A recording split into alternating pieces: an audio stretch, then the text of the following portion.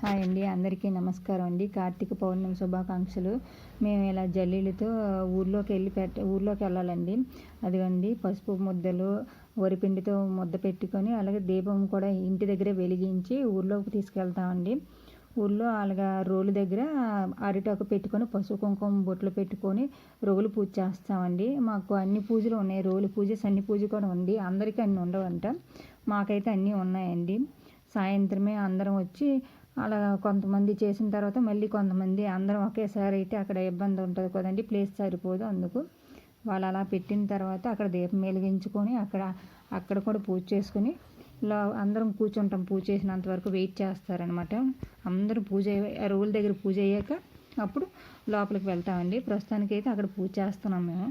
అలాగా వినాయకుని చేసుకొని అక్కడ దీపం వెలిగించి సన్ని దగ్గర రోల్ దగ్గర సాయంత్రం చేస్తామండి. సాయంత్రం పూట బూరెలు అవి వండేసి దీపారాధన చేసి వరిపిండితో దీపం పెట్టి కొబ్బరికాయలు కొట్టుకొని అక్కడ అమ్మవారికి అక్కడ రోలు పూజ అయితే చేస్తామండి. అక్కడ పూజ అంతా చేసుకున్న తర్వాత మొత్తం వచ్చిన అందరూ వచ్చారా లేదా చూసుకుంటాం. ఆల్మోస్ట్ ఊళ్ళో సగం మంది మేమైతే ఒక దగ్గరే చేసుకుంటాం. మా వాళ్ళైతే అందరం ఒక దగ్గర చేసుకొని అందరూ వచ్చారా రాలేదా అని చూసుకొని చెక్ చేసుకొని మళ్ళీ పూజ కూడా స్టార్ట్ చేస్తామండి. అందరూ అక్కడ మొక్కేసిన తర్వాత అందరికి వెయిట్ చేస్తున్నాం ఎందుకంటే అలా కూర్చుంటారు కొద్దిసేపు. జల్లీలతోనే ముందే పట్టేసుకుంటామండి. అంత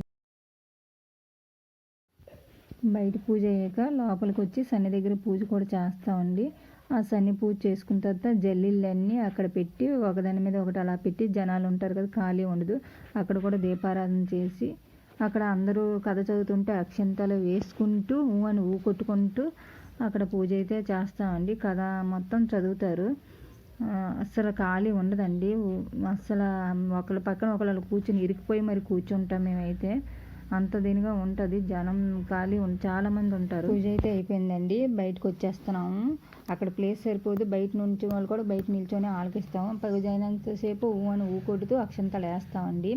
అలాగే వచ్చేటప్పుడు ఆ బూరెలో తులసాకు పెట్టుకొని ప్రసాదం స్వీకరిస్తామండి ఆ బూరెల మధ్యలో. తర్వాత ఇగోండి ప్రసాదం ఇంటికి వచ్చాక కంపల్సరిగా ఈ వండిన వంటలన్నీ తిని పూజ అయిపోయింది.